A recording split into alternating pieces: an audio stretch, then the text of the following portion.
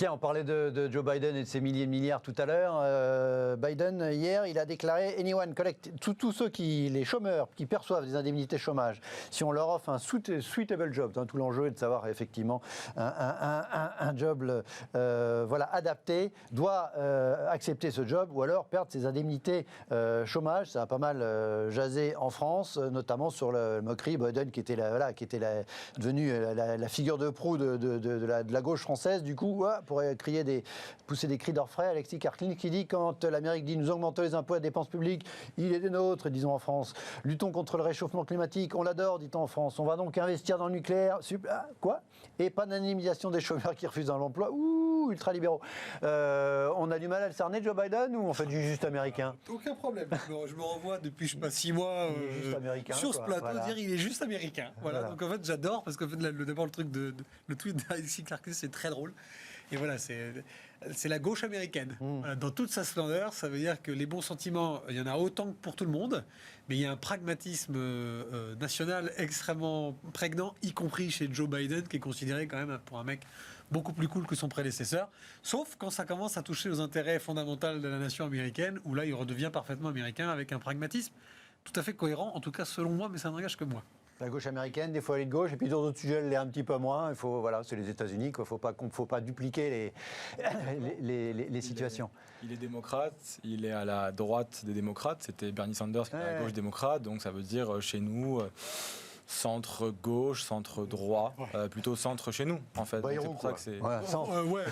Il serait modèle. Bayrou Macron, quoi. Oui, c'est ça. Pragmatique. De fait. Donc au final, c'est pas vraiment surprenant. Je pense qu'il n'y a que ceux qui peut-être s'imaginaient vraiment que les démocrates sont de gauche, en tout cas qu'on peut identifier à la gauche française qui sont surpris de cela, mais en soi, il a un programme... Il y a un large spectre aussi au sein du Parti démocrate aux États-Unis, comme vous le rappelez. Il figure sur la droite.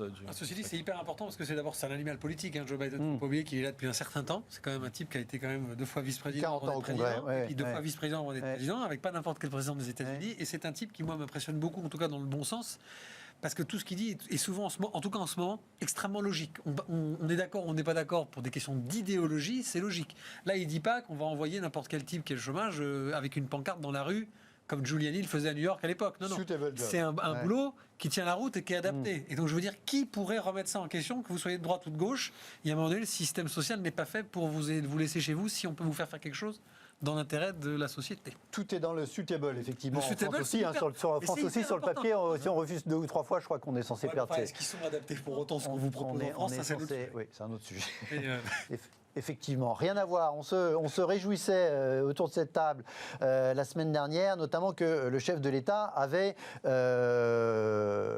en annonçant l'élargissement de la vaccination, il avait donné le lien vers le site de Guillaume Rosier, donc Covid Tracker, avec son sous-ensemble Vitmados, alors qu'il y a santé.fr et que effectivement Macron avait choisi Covid Tracker. Il y a des petits malins et donc Guillaume Rosier alerte tout le monde. Attention, usurpation, le nom de domaine vitmados.fr a été racheté par des anti-vaccins. N'y allez pas. Diffusez le plus largement possible la bonne adresse. Donc c'est vitmados.covidtracker.fr. C'est bien de faire des petits bénévoles, faire ces trucs dans son coin, mais du coup il y a des petites fragilités, notamment dans le dépôt des noms de domaine. Donc voilà, ça vous inspire quoi cette affaire à la fois de mise en avant de Covid Tracker, de Vitmados et puis de détournement par... Ça montre bien que la cybersécurité est extrêmement importante et on va probablement... C'est même pas de la cybersécurité, ils ont juste déposé vitmados.fr. Oui, mais du coup de sécuriser son outil, on va dire, son site, et ça notamment ça va être fondamental parce qu'on va probablement aller vers une mondialisation des services avec un télétravail plus généralisé en tout cas, mais ne serait-ce que pour savoir dans quel pays s'installer, etc. Probablement il y aura des vraies questions de sécurité aussi. Et certains pays ne sont pas forcément les mieux équipés. Voilà. Que vous inspire cette histoire ? Il y a un petit couac de com quand même. Ouais.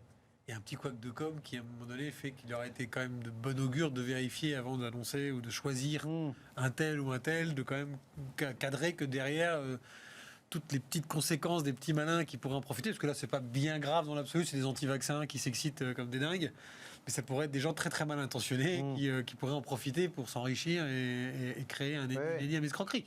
Je trouve qu'il y a un petit couac quand même, c'est pas bien important pour autant, quoi. C'est un peu dommage pour la démarche, qui était quand même une très bonne démarche au départ, et qui là, c'est dommage de devoir faire un démenti pour dire méfiez-vous, il y a des gens qui en profitent pour Oui. Laquelle était la bonne démarche? Celle de Guillaume Rosier depuis un an qui fait grâce à l'open data, etc. Ou celle du chef de l'État de renvoyer sur son site à lui, alors qu'il y a des sites publics qui font supposément la même chose. Si on découvre dans quelques années qu'il gagnait de l'argent derrière sans nous le dire, je crois pas. C'était plutôt une bonne démarche. Que le président choisisse celle-là, bon bah pourquoi pas. C'est un peu surprenant quand on sait les millions qu'on a dépensés dans des applis spécifiques à l'État. Mais bon voilà, ça partait d'un bon sentiment. Et comme toujours, la nature humaine étant ce qu'elle était, il y a un petit détournement. Petit couac de communication. Allez, pour terminer, une photo. Regardez. C'est Mark Zuckerberg qui l'a posté sur son compte Facebook. Mark Zuckerberg, il va pas. Bon, ça aurait pu être Instagram. Non, c'est sur Facebook. Alors, voilà. Mes chèvres. Max et Bitcoin. Alors on savait Elon Musk qui faisait la promotion du Bitcoin, du Dogecoin, etc. On ne sait pas. Qu'est-ce qu'il a voulu dire selon vous rapidement? Parce que voilà, ces deux chèvres, manifestement c'est les siennes. C'est pas un hoax. C'est vraiment lui qui a posté cette photo. Ces chèvres s'appellent Max et Bitcoin. Est-ce qu'il essaie de faire du subliminal comme Elon Musk, de promouvoir les crypto-monnaies au travers de cette photo?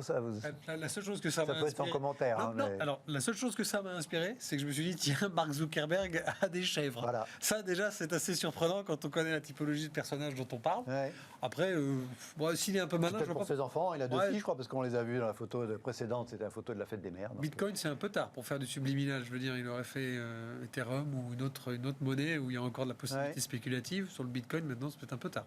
S'il a l'idée derrière la tête, j'entends. Oui. Un peu tard, on aurait peut-être dit ça à 10 000 $, ça vaut 60. Il aurait dû l'appeler Libra. Je veux dire, dans ces cas-là, vous voyez, s'il avait vraiment une idée derrière. Là, on aurait dit que c'était de la pub déguisée. Là, c'est désintéressé. Il est censé pas avoir des intérêts dans le Bitcoin. Oui, ça m'amuse. Un commentaire ou sans commentaire? Sans commentaire. Merci à tous les deux d'avoir été mes invités ce soir. Merci à vous. Très bonne soirée. À demain.